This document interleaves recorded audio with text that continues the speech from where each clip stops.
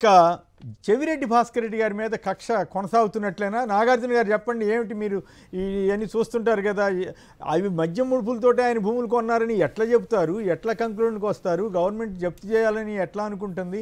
ఎందుకు ఇట్లా వ్యవహారం జరుగుతూ ఉందనుకుంటున్నారు సార్? మద్యం కుంభకోణం అనేది అసలు ఒక మిథ్య సార్. లేని మద్య కుంభకాన్ని సృష్టించి ఆయనకి సంబంధించినటువంటి ప్రైవేటు వ్యవహార మొదట ఏం చెప్తున్నారంటే మద్యం కుంభకోణం చేసి దాని ద్వారా వచ్చిన డబ్బుల్ని ఎన్నికల్లో పంచారన్నారు. ఒకసారి కొంతమంది హవాలాకు పంపించారన్నారు, కొన్నిసార్లు ఏమో ప్రైవేటు వ్యక్తులకు పంపించారని చెప్పారు, కొన్నిసార్లు విదేశాలకు దాటిచ్చారని చెప్పారు. కానీ ఇప్పుడు ఏం చెప్పారు?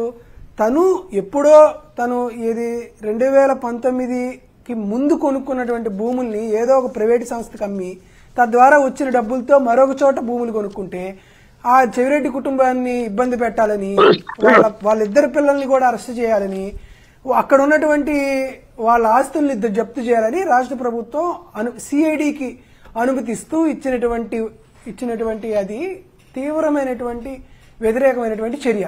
ఏదో రాజకీయ ఒత్తిళ్ల మేరకు రాజకీయాలను ఉపయోగించి ప్రతిపక్షానికి సంబంధించినటువంటి వ్యక్తుల్ని ఆర్థికంగా, రాజకీయంగా, సామాజికంగా అనగదొక్కాలనేటువంటి చంద్రబాబు నాయుడు గారి వైఖరి కరెక్ట్ కాదు. మీరేమన్నా చేయాలనుకుంటే నేరుగా చేయండి. ఎప్పటికీ ఎన్నాళ్ళు అయింది? 18 నెలలు పరిపాలన అయింది, ఇంకా కూడా విచారణ పూర్తి చేయలేదు, ఇంకా ఛార్జ్షీట్ మీద ఛార్జ్షీట్ వేస్తున్నాం, ఇంకా అవ్వలేదు అనేటువంటి కార్యక్రమం చేస్తున్నారు. కాబట్టి వాళ్ళందరికీ బెయిల్స్ వచ్చినాయి, అందరూ బయటకు వెళ్ళిపోయారు. మళ్ళీ డిఫాల్ట్ బెయిల్ వద్దు, రెగ్యులర్ బెయిల్ వేసుకోండి మీరని చెప్పి మేము అడిగినటువంటి సమయాన్ని కూడా హైకోర్టు న్యాయస్థానం ఇస్తే దాన్ని కూడా మసిపూసి మారేడుకాయ చేసి వారిని షాకు వీరికి షాకు అనేటువంటి రాసేటువంటి వైఖరి ఎందుకు చంద్రబాబు నాయుడు గారి వ్యవహారంలో, ఎల్లో మీడియా వ్యవహారంలో కనపడుతుందో నాకు అర్థం కావట్లేదు. నిజంగా చంద్రబాబు నాయుడు గారు మద్యం కుంభకోణం చేయలేదా సార్? చంద్రబాబు నాయుడు గారు ఇప్పుడు మద్యం కుంభకోణం చేయడం కాదు, 1995లో ఆయన మొదటిసారి ముఖ్యమంత్రి అయిన కాడి నుంచి మద్యం కుంభకోణం వేయలేదా? సో ఉదయకమలం పేరుతో ప్రజాకోర్టులో ఛార్జ్షీట్తో బీజేపీ ఆయన మద్యం కుంభకోణం చేసిందని చెప్పి ఆయన మీద బుక్ రాయలేదా? సిపిఎం, సిపిఐలు బాబు జమానా, అవినీతి ఖజానా అని వారు బుక్ రాయలేదా? మొన్న 2014-19 మధ్యకాలంలో బార్లకి ప్రివిలేజ్ ఫీజు రద్దు చేస్తూ, అదేవిధంగా వైన్ షాపులకి ప్రివిలేజ్ కమిటీ ఫీజు చెల్లిస్తూ స్వయంగా చంద్రబాబు నాయుడు గారి సంతకాలు పెట్టి మద్యం కుంభకోణం చేసి సుమారుగా 4,000 కోట్ల రూపాయలు ప్రభుత్వ ఎక్స్‌చెక్కర్‌కి నష్టం చేకూరుతూ చంద్రబాబు నాయుడు గారు నిర్ణయం తీసుకున్నారు. దీనికి సంబంధించి చంద్రబాబు నాయుడు గారు అప్పుడు మీ ప్రభుత్వం ఇట్లా సీజ్ చేయటాలు ఇవేమి చేయలేదు కదా? స్కిల్ స్కామ్ సంబంధించి కానీ ఇతరత్ర డబ్బు, బ్యాంకుల్లో ఉన్న డబ్బు, పార్టీ ఆఫీస్కి వెళ్ళిన డబ్బు, వీటన్నింటి మీద అప్పుడు వార్తలు వచ్చాయి, కానీ మీరేమి వాటన్నింటినీ జప్తు చేయటం ఇట్లేం చేయలేదు కదా? ఇప్పుడేమో బాబు కేసులు అట్టకెక్కుతున్నాయని కూడా రాశారు, ఇంకోవైపు ఏమో జగన్ గారి మీద దుష్ప్రచారం చేస్తున్నారంట. ఇవన్నీ కూడా ఇవాళ కథనాలు వచ్చినాయి కదా. అదే సార్, జగన్మోహన్ రెడ్డి గారు ఎప్పుడు ఏది చేసినా కూడా జగన్మోహన్ రెడ్డి గారు ప్రజాస్వామ్యయుతంగా ఉన్నటువంటి నిబంధనలకి వాటన్నిటితో పోటు చంద్రబాబు నాయుడు గారు అరెస్టు జరిగింది. కానీ చంద్రబాబు నాయుడు గారిని అరెస్టు చేయాలి అనుకుని ఉంటే అది మేము అధికారంలోకి వచ్చిన మొదటి సంవత్సరమే చేసేవాళ్ళం, ఇబ్బంది ఏమి ఉండేది కాదు కదా. మాకు అటువంటి వైఖరి కానీ ఉంటే ఈరోజు మేము అడుగుతున్నాం, మాకున్నటువంటి అప్పుడు ప్రాధాన్యత ఏంది?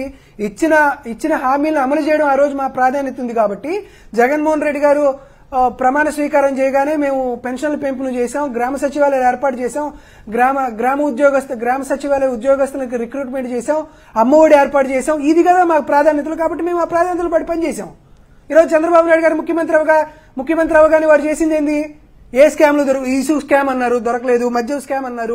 పెద్దిరెడ్డి గారి, రామచంద్రారెడ్డి గారికి సంబంధించినటువంటి మదనపల్లి అయ్యి అన్నారు. ఆ తర్వాత సరస్వతి భూములు అన్నారు. ఇప్పుడు మద్యం కుంభకోణం అన్నారు. ఇదే విధంగా జగన్మోహన్ రెడ్డి గారిని 2009 సెప్టెంబర్ 2 రాజశేఖర రెడ్డి గారు చనిపోయిన కాడి నుంచి జగన్మోహన్ రెడ్డి గారిని విపరీతంగా ఈడీ గాని, సిబిఐ గాని, సిట్ గాని, రాష్ట్ర కేంద్ర ప్రభుత్వాలతో జగన్మోహన్ రెడ్డి గారి కుటుంబం చుట్టూ పెరేడ్ చేసినా కూడా ఈ రోజుకి జగన్మోహన్ రెడ్డి గారి దగ్గర నుంచి ఒక్క రూపాయి అదనంగా జగన్మోహన్ రెడ్డి గారికి ₹1 అధికారం ద్వారా ఆయనకి ₹1 వచ్చిందని సీజ్ చేశారా? ఒకటైనా ఏదైనా తీసుకోగలిగారా?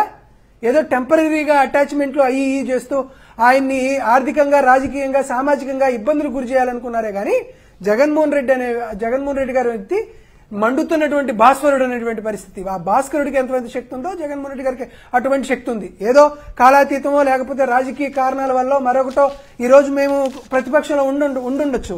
కాకపోతే సూర్యుడు ఉదయిస్తాడన్నది ఎంత నిజమో జగన్మోహన్ రెడ్డి గారు తిరిగి అధికారంలోకి వచ్చేది అనేది కూడా అంతే నిజం. ఈ రోజు ఏం జరుగుతుంది అనేది చంద్రబాబు నాయుడు గారు మర్చిపోవాల్సిన అవసరం లే.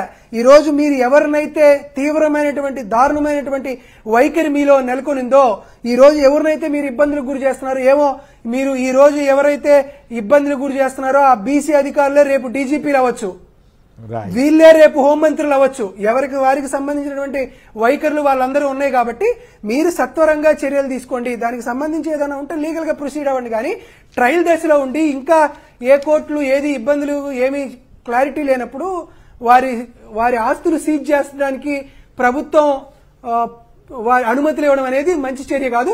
ఖచ్చితంగా కోర్టులు చంద్రబాబు నాయుడు గారికి చంద్రబాబు నాయుడు గారి ప్రభుత్వానికి ముట్టికలు వేస్తాయని నేను నమ్ముతున్నా. అయిపోయిన తర్వాత రియల్ ఎస్టేట్ వ్యాపారంలో కూడా ఉంటారు కదా, ఆయన కొని అమ్మితే అదేదో జరిగిపోయింది ఈ డబ్బే అని ఎట్లా చెప్తారో నాకైతే అర్థం కాలేదు. మరి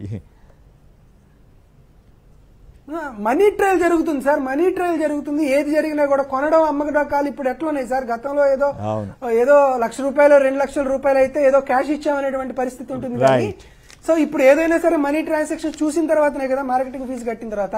సరే ఇది అయిపోయిన తర్వాత మాత్రం మర్చిపోకుండా అన్నదాత సుఖీభవ క్లోజ్ చేద్దాం సార్. దానికే వెళదాం. రైట్, సంక్షిప్తంగా గోపి గారు చెప్పండి. చంద్రబాబు గారి కేసులు అటకెక్కుతున్నాయంటే మరోవైపు ఏమో జగన్ గారి మీద దుష్ప్రచారం చేస్తున్నారు. సంక్షిప్తంగా మీ కామెంట్ ఏమిటి? ఆయన మీద ఉన్న కేసులన్నీ కూడా నీరుగార్చే ప్రయత్నాలు చేసుకుంటారు, అందులో అనుమానం లేదు.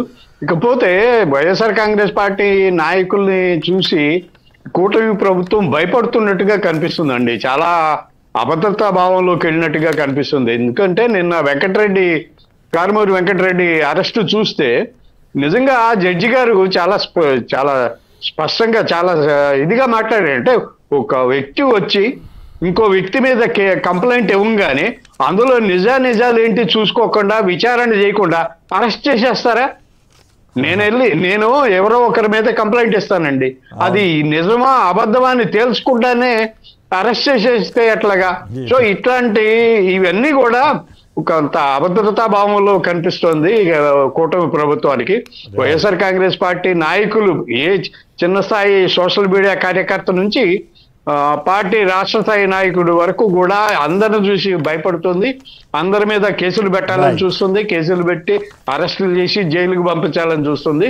ఇదైతే మంచి పద్ధతి కాదు. ఏ రాజకీయ పార్టీ అధికారంలో ఉండొచ్చు, రేపు మళ్ళీ వైఎస్ఆర్ కాంగ్రెస్ పార్టీ అధికారంలోకి వచ్చేస్తే ఇదే పద్ధతి పాటిస్తే రాష్ట్రంలో అంబేద్కర్ రాసినటువంటి రాజ్యాంగం కనిపించట్లేదండి అమలవుతున్నట్టుగా. దాన్ని పూర్తిగా పక్కన పెట్టి రెడ్ బుక్ రాజ్యాంగాన్ని నడిపిస్తున్నట్టుగా కనిపిస్తోంది. ఒకప్పుడు రాజరికాలంటే క్రూరమైన ప్రభుత్వాలు, క్రూరమైన రాజులు ఎక్కువ మంది ఉండేవాళ్ళు అనుకున్నాం. ఇప్పుడు ప్రజాస్వామ్యంలో కూడా ప్రభువులు క్రూరంగా మారుతారా అనేది ఇప్పుడు ఆశ్చర్యం కలుగుతా ఉంది. ఆంధ్రప్రదేశ్ కొందరిని అట్లా తయారు చేసి వాళ్ళలో క్రూర మనస్తత్వం పెంచుతున్నారు. ఎందుకు పెంచుతున్నారో అర్థం కావట్లేదు.